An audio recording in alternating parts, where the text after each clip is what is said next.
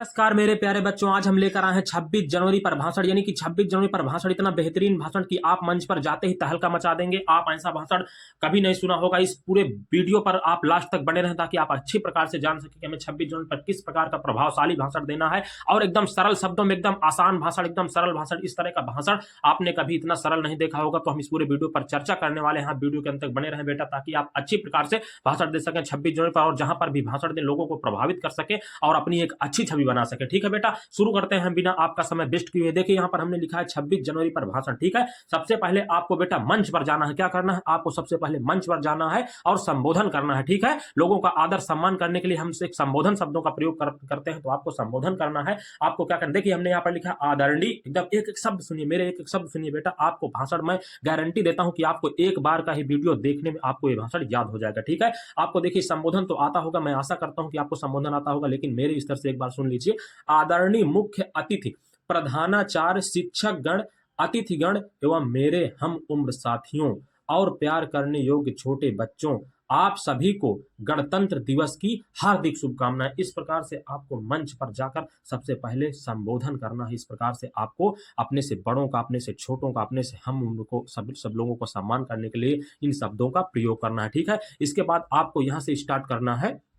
आपको यहां से स्टार्ट करना है बेटा। जैसा कि आप जानते हैं कि आज, आपको सीधे मंच पर जाकर ये संबोधन करने के बाद आपको यही कहना है कि जैसा कि आप जानते हैं कि आज 26 जनवरी है और हम यहां अपने देश का 76वां गणतंत्र दिवस मनाने के लिए उपस्थित हुए हैं। ठीक है बेटा, इसी तरह के बिना हिचकिचाहट के आपको मंच में इसी तरह बोलना है कि जैसा कि आप जानते हैं कि आज 26 जनवरी है और हम यहां अपने देश का 76वां गणतंत्र दिवस मनाने के लिए उपस्थित हुए हैं, या सभी लोग उपस्थित हुए हैं। ठीक है बेटा, इस प्रकार से आपको कहना है। देखिए इतना हो गया बेटा, एकदम आसान सा है बेटा। आप वीडियो के लास्ट तक बने रहेंगे तो आपको एकदम खेल खेल में ये भाषण याद हो जाएगा, ये स्पीच याद हो जाएगी। इसके बाद बेटा इतना कहने के बाद आपको क्या कहना है? भारत का संविधान 26 जनवरी 1950 को लागू हुआ था। तब से हर साल हम इस पर्व को गणतंत्र दिवस के रूप में मनाते हैं। ठीक है बेटा, क्या हुआ था? भारत का संविधान 26 जनवरी सन 1950 को लागू हुआ था। तब से हर साल हम इस पर्व को गणतंत्र दिवस के रूप में मनाते हैं बेटा। इस प्रकार से आपको कहना है। इसके बाद आपको एक टॉपिक रखना है। क्या रखना है? एक टॉपिक रखना है। यानी कि सब लोग, तो आप वहां पर आपके जैसे बहुत से लड़के भी होंगे और बहुत से शिक्षक भी होते हैं, वो भी भाषण देते हैं, लेकिन आपको एक प्रभावशाली भाषण देना है ताकि सारे लोग आपके भाषण से प्रभावित हो सकें और आपकी एक छवि बन जाए, आपकी एक अलग पहचान बन जाए। इसके बाद आपको कहना है कि सारे विषय में तो सर ने चर्चा कर दी, लेकिन आज हम चर्चा करते हैं कि देशभक्ति क्या है।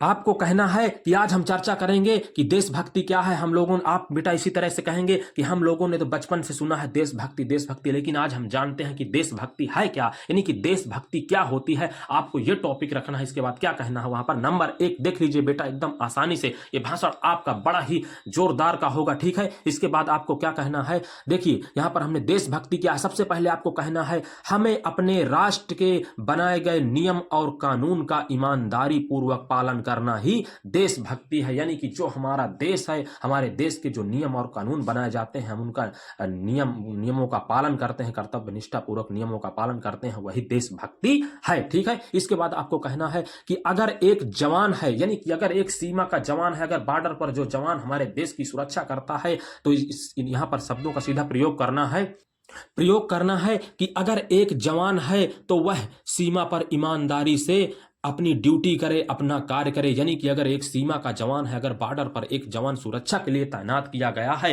तो वह ईमानदारी पूर्वक अपनी ड्यूटी करे, अपना कार्य करे, ये देशभक्ति होती है। अगर बॉर्डर पर वह देश का जवान, आपको अलग से शब्द जोड़ने हैं। इसके बाद ये शब्द कहकर आपको कहना है कि अगर देश पर ईमानदारी, अगर बॉर्डर पर, सीमा पर जवान ईमानदारी पूर्वक ड्यूटी करता है, तो हमारा देश, हमारे देश में कोई आतंकी प्रवेश नहीं कर सकता और हमारा देश सुरक्षित रहता है। नंबर दूसरे पर आपको कहना है कि अगर किसान है तो वह, अगर कोई व्यक्ति किसानी करता है तो वह कर्तव्य निष्ठा पूर्वक कृषि करे। अगर कोई व्यक्ति हमारे देश का किसान है और वह कृषि का काम करता है, किसानी करता है, तो उसका काम है कि ईमानदारी पूर्वक अपने अपनी कृषि को करना, अपनी किसानी को करना, क्योंकि एक जो कृषक होता है वही हमारे पूरे देश की जनता का भरण पोषण करता है। उनके पेटों का जो भोजन होता है, उनके पेट का जो पालन करता है, यानी कि उनके भरण पोषण का कार्य एक किसान ही करता है।